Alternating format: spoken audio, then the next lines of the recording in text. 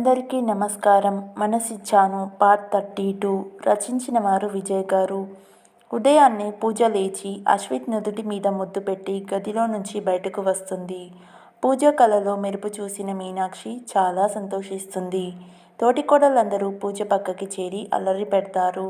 పూజ సిగ్గుపడుతూ అందరితో మాట్లాడి అశ్విత్ని నిద్రలేపడానికి గదిలోకి వెళ్తుంది. అశ్విత్ అప్పటికే లేచి ఫ్రెష్ అవుతుంటాడు. పూజ: అశు, అప్పుడే లేచావా? అశ్విత్: హా, నువ్వు వెళ్ళాక వెంటనే మెలకువ వచ్చింది, అందుకే లేచి ఫ్రెష్ అవుతున్నా. పూజ: సరే అశు, నువ్వు ఇక్కడే ఉండు, వెళ్ళి టిఫిన్ తెస్తాను. అక్క వాళ్ళు కూడా ఇక్కడికి వస్తారు, నువ్వు కిందికి రాకు అని టిఫిన్ తీసుకురావడానికి వెళ్తుంది. తర్వాత పూజ తోటికోడలని తీసుకొని పైకి వెళ్తుంది అశ్విత్ దగ్గరికి. అందరూ సరదాగా కాసేపు మాట్లాడి, మేము ఇంకా ఇంటికి వెళ్తాము, 3 నిద్రలు అయ్యాక వచ్చి తీసుకెళ్తామని చెప్పి వెళ్ళిపోతారు. రంజిత్ క్యాబిన్లో కూర్చొని పని చేసుకుంటుంటాడు. అంతలో తనకి ఒక ఫోన్ వస్తుంది. ఒక 10 నిమిషాలు ఫోన్ మాట్లాడాక కోపంతో టేబుల్ని గట్టిగా కొట్టి రాంబాబుని క్యాబిన్కి రమ్మని కాల్ చేస్తాడు. రాంబాబు భయపడుతూనే క్యాబిన్లోకి వచ్చి విష్ చేసి నించుంటాడు. రంజిత్: ఏరా ముసలోడా, బాగా తిన్నావా? కోపంతో అడుగుతాడు. రాంబాబు భయంతో వణుకుతూ ఏం మాట్లాడకుండా తలదించుకొని ఉంటాడు. రంజిత్: ఏరా మాట్లాడవు, బలిసిందా అంటాడు కోపంగా. రాంబాబు: తిన్నా సార్ అంటూ వణుకుతూ అంటాడు. రంజిత్: ఎందుకు తినవు? నెల నెల జీతం దొబ్బుతున్నావు, కంపెనీ పోయినా నీకు ఏమీ కాదు కదా అంటాడు దగ్గరికొస్తూ. రాంబాబు: సార్, అది దేని గురించి అంటున్నారు సార్ అంటాడు భయంతో. రంజిత్: ఆ క్యాన్సర్ డ్రగ్ టెస్టింగ్ అయిపోయింది, పేటెంట్కి అప్లై కూడా చేశారు ఆ లోకో ఫార్మా వాళ్ళు.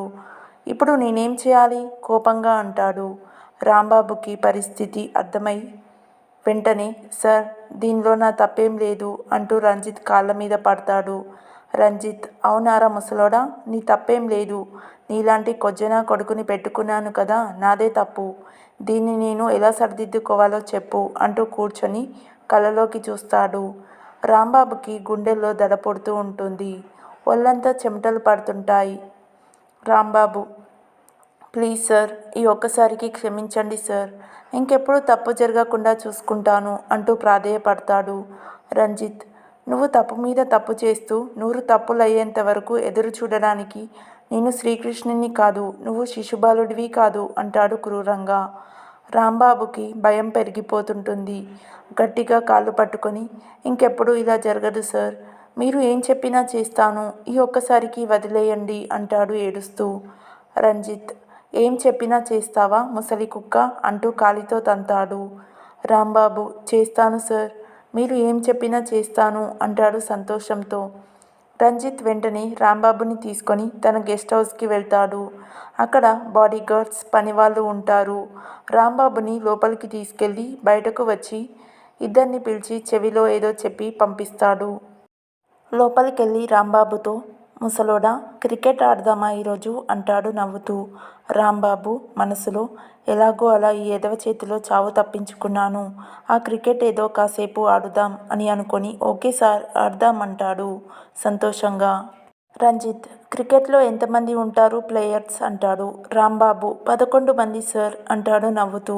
రంజిత్: వావ్, సూపర్ అంటాడు అభినందిస్తూ. రాంబాబు: థ్యాంక్ యూ సార్ అంటాడు నవ్వుతూ. రంజిత్: ఎన్ని బాల్స్ ఉంటాయి ముసలోడా? రాంబాబు: ఒకటే బాల్ సార్ అంటాడు. రంజిత్: యు ఆర్ అమేజింగ్ ముసలోడా అంటాడు. రాంబాబు: థ్యాంక్ యూ సార్ అంటాడు.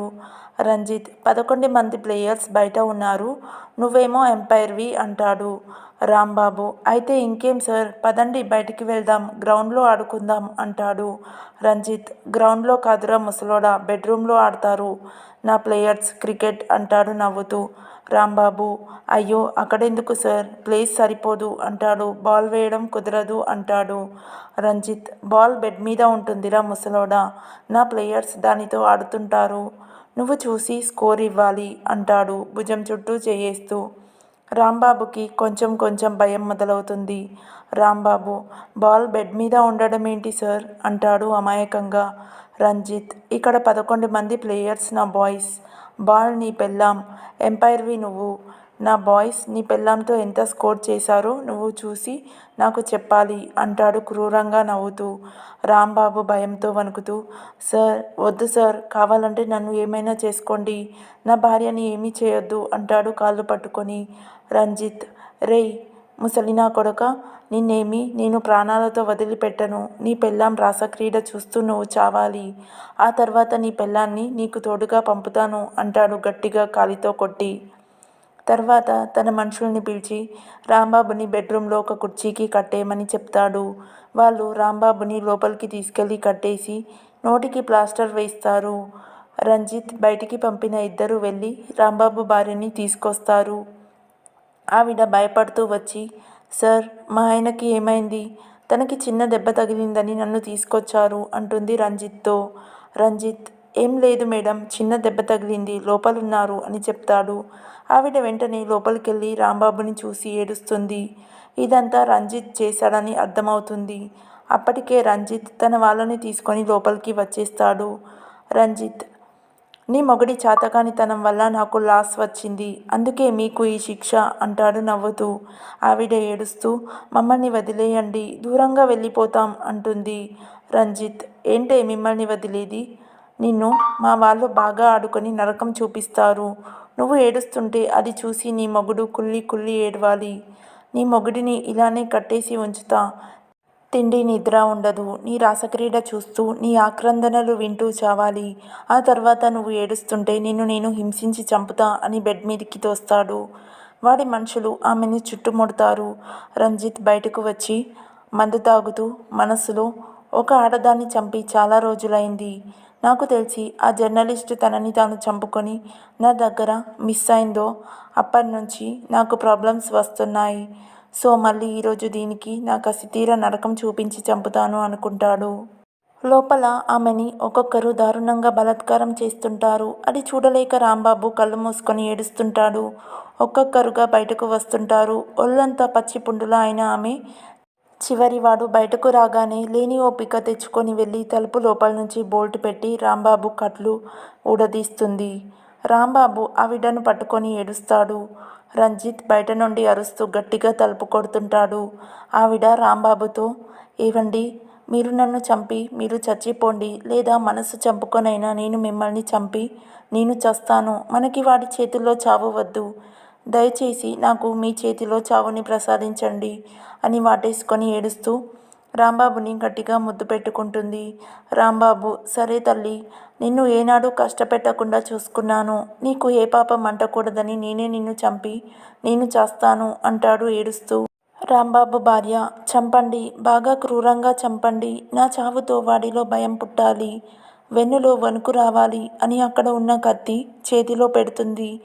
రాంబాబు ఆవిడని గట్టిగా వాటేసుకొని కడుపులో పొడిచి తర్వాత ఏడుస్తూ ఎక్కడంటే అక్కడ పొడుస్తాడు. అప్పుడే రంజిత్ తలుపు పగలగొట్టి లోపలికి వచ్చి ఆ దృశ్యం చూసి భయంతో వణికిపోతాడు. రాంబాబు, రారా కుక్క, నా పెళ్ళాం చావు నిన్ను వదిలిపెట్టదు, నీకు ఇంకా ఘోరమైన చావు ఉంటుంది అని గొంతు కోసుకొని కింద పడిపోతాడు. రంజిత్ మనుషులు వచ్చి అది చూసి ఆ 2 శవాలను తీసుకొని వెళ్ళిపోతారు. రంజిత్ కోపంతో గట్టిగా నేలని తన్ని, ఏంటి నాకు ఇలా జరుగుతుంది అనుకొని వెంటనే కార్ తీసుకొని ఇంటికి వెళ్ళిపోతాడు. వికాస్, మేఘన ఆఫీస్లో కూర్చొని వర్క్ చేస్తుంటారు. వికాస్, మేఘన, సబ్ కాంట్రాక్టర్స్కి టెండర్లు ఆఫర్ చేశారా? మేఘన, నిన్ననే ఇచ్చేసాం బావా. అలానే ఐరన్, స్టీల్ వాటికి కూడా టెండర్లు ఇచ్చాం. వాటి గురించి నువ్వేం ఆలోచించకు అంటుంది నవ్వుతూ. వికాస్, అది ఓకే, అలా అని ఎవరికి పడితే వారికి ఇవ్వద్దు, మనలా ఆలోచించే వారికి ఇవ్వండి. తక్కువ కోట్ చేశారని ఇస్తే వాళ్ళు చీప్ మెటీరియల్ సప్లై చేయొచ్చు అంటాడు. మేఘన, అది నో ప్రాబ్లం, అలా ఎవరన్నా చీట్ చేయాలని చూస్తే అన్నయ్య ఊరుకోడు, నువ్వేం టెన్షన్ అవ్వకు. ఇంతకీ నందు అక్క దగ్గరికి వెళ్ళావా అంటుంది. వికాస్, వెళ్తున్నా, మనకి ప్రాజెక్ట్ ఓకే అయిందని కూడా చెప్పాను, కాకపోతే తనకి వినపడిందో లేదో అంటాడు బాధగా. మేఘన, మనం చెప్పేవి మొత్తం అక్కకి వినపడతాయి, కావాలంటే చూడు, రేపు కోమాలోంచి వచ్చాక అన్నీ నీకు చెప్తుంది అంటుంది నవ్వుతూ ఓదార్పుగా. వికాస్, నా విషయం సరే, ఇంతకీ నీ విషయం ఏంటి అంటాడు. మేఘన: నా విషయమా? దేని గురించి బావా అంటుంది అయోమయంగా. వికాస్: అదే, ఆ అక్షిత్ నీకు నో చెప్పినా నువ్వింకా తన గురించి ఆలోచించడం కరెక్ట్ కాదు మేఘా. నీకు చాలా లైఫ్ ఉంది. నిన్ను నీకన్నా బాగా చూసుకునేవాడు వస్తాడు. నువ్వు ఇంకా తన గురించి ఆలోచించడం ఆపు. రేపు మనకి ఒక స్టేజ్ వచ్చాక ఒక తోడు ఉండాలి. సో నువ్వు మళ్ళీ నార్మల్ అయి మంచి అబ్బాయిని చూసి పెళ్లి చేసుకో. అంతేకాని నువ్వు మీరాబాయిలాగా అతను శ్రీకృష్ణుడిలా ఊహించుకోకు. ఈ రోజుల్లో లైఫ్ పార్ట్నర్ పోతేనే నెల తిరగకుండానే పెళ్లి చేసుకుంటున్నారు. నీకేమైంది? జస్ట్ నీ ప్రపోజల్ అతను ఒప్పుకోలేదు అంతే. సో నువ్వు ఈ వేషాలన్నీ ఆపి చక్కగా ఉండు అంటాడు కొంచెం గట్టిగా. మేఘన: చూస్తాలే బావా అంటుంది బుంగమూతి పెట్టుకొని. వికాస్: చూస్తా కాదు మేఘా, నెక్స్ట్ ఇయర్ నువ్వు కూడా పెళ్లి చేసుకోవాలి అంటాడు నవ్వుతూ. ఇద్దరు సరదాగా మాట్లాడుతూ వర్క్ చేసుకుంటారు. తర్వాత హాస్పిటల్కి వెళ్ళి కాసేపు ఉండి ఇంటికి వెళ్తారు. 3 నిద్రలయ్యాక అశ్విత్ని పూజని ఇంటికి తీసుకొస్తారు రోహిణి వాళ్ళు. సాత్విక సౌమ్య కూడా వస్తారు. సాత్విక అక్షిత్ని ఆట పట్టిస్తూ తన చుట్టూ తిప్పుకుంటుంది. అక్షిత్ కావాలని తనకి దొరికిపోతూ తన సంతోషాన్ని నవ్వుని చూస్తుంటాడు. ఆ రోజు ఎగ్జిబిషన్కి వెళ్దామని పిల్లలందరూ గొడవ చేస్తే అందరూ కార్లు వేసుకొని బయలుదేరుతారు. అంతా సరదాగా పిల్లల్ని వేసుకొని 4 గ్రూపులుగా వెళ్తూ షాపింగ్ అవి చేస్తూ ఉంటారు. సాత్విక గుంపులో చిన్నగా అక్షిత్ నడుము గిల్లుతూ తెలియనట్టుగా పక్కకి చూస్తుంది. అక్షిత్: నేను గిల్లాననుకో, నీకు ఇప్పుడే చుక్కలు కనిపిస్తాయి మనసులో అనుకొని, వదినా ఎవరో నా నడుముని బాగా గిచ్చుతున్నారు అంటాడు. అందరూ సరదాగా నవ్వుతూ, నీ పెళ్ళాం ఇక్కడే ఉందేమో అక్కి, నిన్ను ఏడిపిస్తుందనుకుంటా అంటారు సాత్వికని చూసి నవ్వుతూ. చిన్నగా ముందుకెళ్ళాక అప్పుడే అక్కడ పవర్ పోయి లైట్స్ ఆఫ్ అవుతాయి. సాత్విక వెంటనే అక్షిత్ని గట్టిగా వాటేసుకొని విడిచిపెడుతుంది. వెంటనే పవర్ వచ్చేయడంతో అక్షిత్ సాత్విక వైపు చూస్తాడు. సాత్విక పక్కకి చూస్తుంది ఏం తెలియనట్టు. ఆ తర్వాత అందరూ అక్కడున్న ఎంటర్టైన్మెంట్స్ గేమ్స్ ఆడతారు. అక్కడంతా కుర్రకారు జనాలతో సందడిగా ఉంటుంది. పిల్లలందరూ రోహిణి దగ్గరికొచ్చి, పెద్దమ్మ పెద్దమ్మ మాకు అవి కావాలి ఇవి కావాలి అని అడిగి కొనిపెట్టించుకుంటుంటారు. కాసేపయ్యాక సాత్విక, శోభ, మయూరి ఒక గ్రూప్గా ఉండి ఇద్దరు పిల్లల్ని పక్కన పెట్టుకొని షాపింగ్ చేస్తుంటారు. అంతలో ఒక పోకిరి గ్యాంగ్ అటువైపు, ఏమున్నాయిరా ఆంటీల ప్రాపర్టీస్ అంటాడు శోభని మయూర్ని చూస్తూ. సాత్విక అది విని కోపంగా, ఏయ్ ఏంటా మాటలు, ఒళ్ళెలా ఉంది అంటుంది కోపంగా. వాళ్ళలో ఒకడు మీదకి వస్తూ, ఏంటే రెచ్చిపోతున్నావు, నిన్నేమీ అనలేదనా, నువ్వు ఇంకా సూపర్ ఉన్నావే అంటూ చేయి పట్టుకోబోతాడు. మగవాళ్ళంతా లేడీస్కి దూరంగా నుంచొని మాట్లాడుకుంటూ ఉంటారు. సాత్విక: పిచ్చి పిచ్చి వేషాలేస్తే పళ్ళు రాల్తాయి అంటుంది కోపంగా. అంతలో పక్కనే ఉన్న రోహిణి వాళ్ళు కూడా దగ్గరికొచ్చి ఆ పట్టుకోబోయే వాడికి ఎదురు నుంచుంటుంది. అలానే లేడీస్ అంతా దగ్గరకు వస్తారు. ఒకేసారి అంతమందిని చూడగానే పోకిరి గ్యాంగ్ పక్కకి వెళ్ళిపోతారు. రోహిణి భయంగా చుట్టూ చూస్తుంది. పూజ: ఏమైందక్కా అలా భయపడుతున్నావు, వాళ్ళు మళ్ళీ వస్తారనా అంటుంది. రోహిణి: నా భయం ఆ ఎదవల గురించి కాదు, మీ అర్జున్ బావ గాని అక్షిత్ గాని వాళ్ళని చూసారేమోనని అంటుంది చుట్టూ చూస్తూ. అందరూ కూడా ఒకేసారి అవును, వాళ్ళు ఇద్దరిలో ఎవరు చూసినా ఇక్కడ పెద్ద గొడవ అవుతుంది అంటారు. తర్వాత అందరూ కాసేపు ఉండి అన్నీ చూసుకొని బయటకు వస్తారు. మగవాళ్ళు కూడా కాసేపు తిరిగి బయట ఎదురు చూస్తుంటారు. అందరూ రాగానే ఇంటికి వెళ్దామని కారు ఎక్కుతారు. కార్ కొంచెం దూరం వెళ్ళాక తనతో పాటు ఇదే కారులో వచ్చిన అర్జున్ ఈ కారులో లేకపోవడంతో రోహిణి సడన్ బ్రేక్ వేసి కార్ పక్కకి తీసి ఆపుతుంది. వెంటనే మిగిలిన కార్లు కూడా ఆగిపోతాయి. అందరూ దిగి ఏమైంది అంటారు. రోహిణి కోపంగా సుష్మని చూసి, నీ మొగుడెక్కడే అంటుంది. సుష్మ: అయ్యో నాకేం తెలుసక్కా, ఇందాక నీ కారులోనే వచ్చాడుగా, ఇప్పుడు కూడా నీ కార్ ఎక్కాడనుకున్నా అంటుంది భయంగా. పూజని చూసి అక్షిత్ ఎక్కడా అంటుంది. పూజకి రోహిణి కోపం చూసి భయం వేస్తుంది. పూజ: సారీ చూడలేదక్కా, కార్ ఎక్కాడేమో అనుకున్నా అంటుంది తలదించి. వెంటనే అందర్నీ కార్ తీయమని చెప్పి కార్ ఎక్కి సుష్మతో, కింద పైన అడ్డంగా పెంచడం కాదే, మొగుడిని వెనకాల తిప్పుకోవాలి. మొగుడు ఎక్కడున్నాడు, ఏం చేస్తున్నాడు కూడా చూసుకోవా? అక్కడ ఏదన్నా జరగాలి, ఇంటికెళ్ళాక నీకు చూపిస్తా చుక్కలు అంటుంది కోపంగా. సుష్మ అక్కా ఏంటి అలా అంటావ్ అంటుంది బుంగమూతి పెట్టి. అంతలో ఎగ్జిబిషన్ దగ్గరికి వచ్చేస్తారు. అందరూ కిందికి దిగేసరికి అక్కడ ఏదో గొడవ జరుగుతుందని, ఇద్దరూ కలిసి కొడుతున్నారని జనాలు మాట్లాడుకుంటున్నారు.